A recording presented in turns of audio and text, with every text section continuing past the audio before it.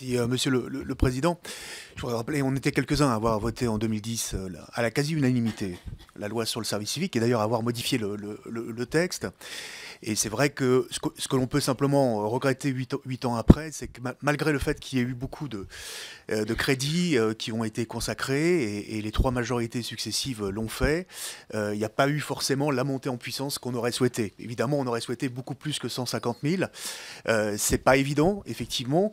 Ce qu'on peut constater, nous, sur le terrain, dans le département de la Loire, par exemple, c'est qu'aujourd'hui, il y a des offres qui sont supérieures aux demandes, mais pas assez de structures d'accueil et de missions proposées finalement, et notamment des collectivités territoriales. Moi, c'est 1% seulement des structures d'accueil dans mon département, contre 50 à 60% qui sont faites par les associations.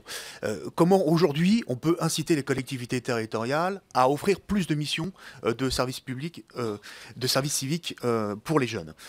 Ensuite, nous pensons au groupe Nouvelle Gauche que le service civique, c'est une étape principale et fondamentale d'un parcours citoyen, celui qu'on a commencé à mettre en œuvre dans la loi égalité et citoyenneté, mais qui commence bien avant, mais qui est une étape fondamentale qui effectivement va être la pierre angulaire de ce parcours citoyen.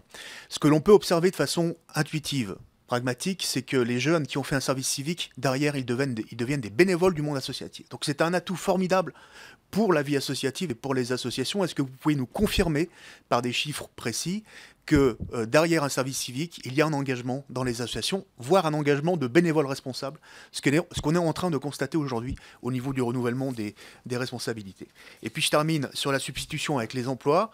On a évoqué aujourd'hui, on a évoqué à l'instant la question du service sanitaire obligatoire et non indemnisé.